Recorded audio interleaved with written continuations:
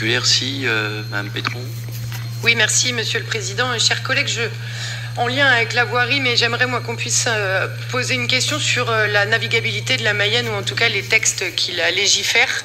Puisque, oui, mais c'est bien sur la commission territoire que C'est tiré par les cheveux, si vous me permettez l'expression. Absolument, mais voilà, j'avais besoin en tout cas de trouver une opportunité de poser cette question. Ici, en Mayenne, sur notre Mayenne, la Mayenne de tous les Mayennais et de tous les Mayennaises, une flottille d'embarcations avait choisi de porter un message de paix et de solidarité avec le peuple palestinien. Vous avez décidé ce week-end de la faire retirer froidement, comme à votre habitude, officiellement au nom de la navigation. C'est pour ça que je me permets de poser la question sur cette délibération, puisque finalement, on le sait très bien, finalement, elle ne gênait en rien. Et quand bien même, qu'est-ce qu'un détail aussi petit pèse face à l'effacement d'un peuple sous les bombes? Permettez-moi d'ajouter d'ailleurs, l'IMOCA VNB de Maxime Sorel, là, ne posait lui aucune difficulté. À Gaza, ce sont des dizaines de milliers de civils qui meurent, des familles entières qui sont anéanties, des enfants qui meurent chaque jour.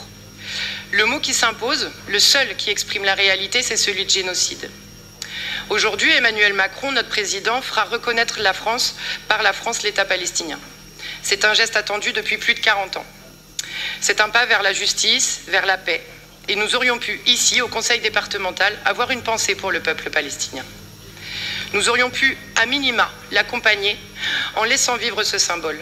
Mais vous avez préféré l'effacer, comme si la présence d'une barque dérangeait davantage que les images insoutenables qui nous parviennent de Gaza.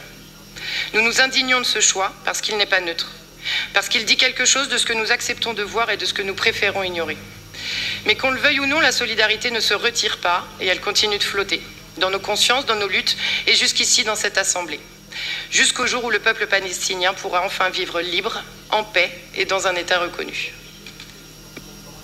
Merci. Je mets aux voix la délibération sur la voirie départementale.